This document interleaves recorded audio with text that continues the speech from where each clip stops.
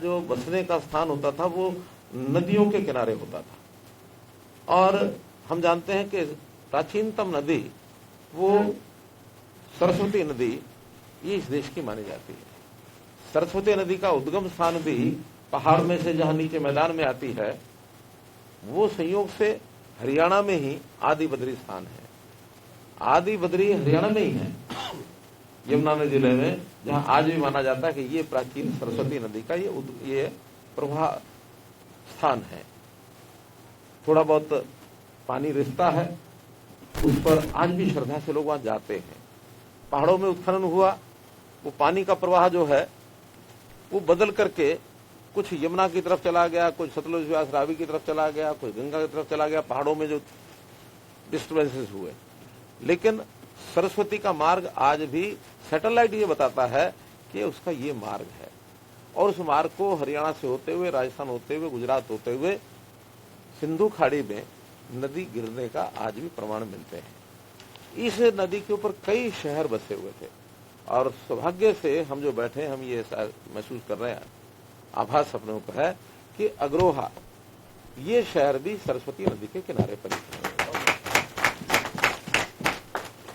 बहुत विकसित उस समय की सभ्यता इस नाते से, लेकिन कालांतर में उस शहर का कोई भी कारण रहे होंगे, वो शहर दब गया, और दबने के बाद वहां जो किसी समय एक व्यापार का केंद्र, तो जैसा स्पीकर साहब ने बताया है कि व्यापार का ये केंद्र होता था, यानी दक्षिण से उत्तर, उत्तर से दक्षिण। पहले व्यापार एक प्रकार से भूमार्ग से ही ज्यादा होते थे, कोई गाड़ियां ट्रेन उस समय नहीं थी। उस समय तो घोड़े, ऊंट, खच्चर, इनके ऊपर लाद करके सामान इधर से उधर ले जाते थे, और उनको जो आश्रय स्थल मिलते थे बहुत बड़े बड़े व्यापार के केंद्र होते थे। अग्रोहा उसमें से एक था। उस समय दिल्ली जैसे शहर नहीं उल्लेख हो रहे थे उस समय, और जो बड़े बड़े शहर उनका उल्लेख नहीं था, लेकिन अग्रोहा का ये उल्लेख उसमें भी है। आज हमने बहुत सी खुदाई शुरू की है। हरियाणा ऐसा क्षेत्र है कि किसी भी प्रदेश में इस प्रकार के प्राचीन अस्तित्व के जो स्थान हैं, नंबर में, अब एएसआई के हमारे राव साहब बताएंगे, नंबर में हरियाणा में सबसे ज्यादा नंबर बताया जा रहा हमको, सबसे ज्यादा। कितने? 700 से ऊपर कितना है खनन के? 1000 साइट्स ऐसी हैं जहां इस प्रकार की पुरातत्व की सामग्री खनन करने के बाद, उत्खनन करने के बाद मिल सकती है। कुछ विकसित किए हैं, शुरू किए हमने, जैसे अग्रोहा का तो आज ये शुरुआत हो रही है, हालांकि इस यहाँ भी 3 बार पहले खुदाई हुई है। 1889 में हुई, फिर 1978 में, 1978 में हुई, फिर 1938 में हुई, फिर 78 में, हाँ, फिर 81 में फिर हुई। तो ऐसे 3 बार खुदाई पहले वहां सिक्के मिले हैं, बहुत से उस प्रकार के समय के ऐसी चीजें मिली हैं जिसमें से पता लगता है कि बहुत बड़ी एक रिच कल्चर, एक बहुत ऐसी संस्कृति के अवशेष हैं कि उसमें से हमें गर्व होता है कि हाँ, हमारे यहाँ ये सभ्यता विकसित सभ्यता थी उस समय। उसके साथ ही राखी गढ़ी, उसका हमने उत्खनन शुरू किया है। और जो पास के स्थान हैं फतेहाबाद जिले में, कुणाल, बिरडाना, बनावली, ये सब सरस्वती के किनारे के स्थान हैं। अवशेष आज भी वहां मिलते हैं। तो हम इन सब चीजों को प्रिजर्व करने के लिए जो व्यवस्था है, हरियाणा का विभाग पुरातत्व विभाग है, ASI archaeological survey of India केंद्र सरकार का विभाग है, दोनों मिलकर के इस काम को कर रहे हैं।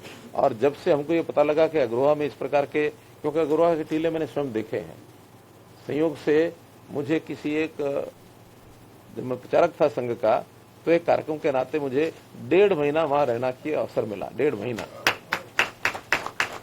तो उस 1.5 महीने में जब हमने वो सारे टीले देखे आसपास, उस समय मन में आता था कि ये टीले जो ऐसे हैं, उस समय इतना ये विचार नहीं आता था कि इसका उत्खनन शायद किया जाए। हमने कहा टीले क्यों बने हुए?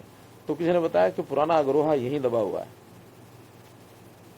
तो उस सारे को करने के बाद अभी जो आज एमओयू हुआ है, इस अवसर पर मैं समाज, जो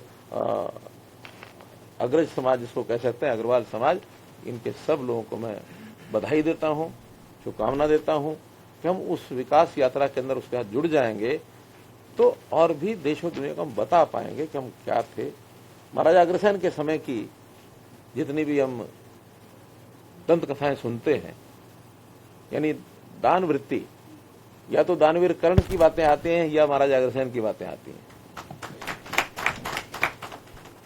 संयोग से समाज में वो संस्कार, वो गुण सब हैं। जैसा स्पीकर साहब ने कहा कि अपना समाज भामाशाह समाज है, हर सामाजिक काम के अंदर बढ़ चढ़ करके भाग लेता है। प्रभु से कामना है कि ये गुण आपका लगातार बना रहे, आपका अपना व्यक्तिगत तौर पर भी दिन दुगनी रात चौगुनी उन्नति और हो, और मन में विचार भी जरूर आए कि ये जो कुछ है ये प्रभु प्रदत्त प्रसाद है, इसमें से जितना अपने लिए जरूरत है अपने लिए रखेंगे, बाकी सब समाज का है, ये मेरा नहीं है। तेरा तुझको अर्पण क्या लागे मेरा, इस वाक्य के ऊपर आप लगातार चलते रहें। आज के इस अवसर पर मैं आपको खास करके दीपक सिंघल जी को, जो हमारे IAS रिटायर्ड और चीफ सेक्रेटरी भी रहे हैं, तो इनका भी इसके अंदर बहुत बड़ा योगदान। सबसे पहले तो चर्चा इनके साथ बैठा था, तब ये निकाली थी इन्होंने कि ये सब करना चाहिए।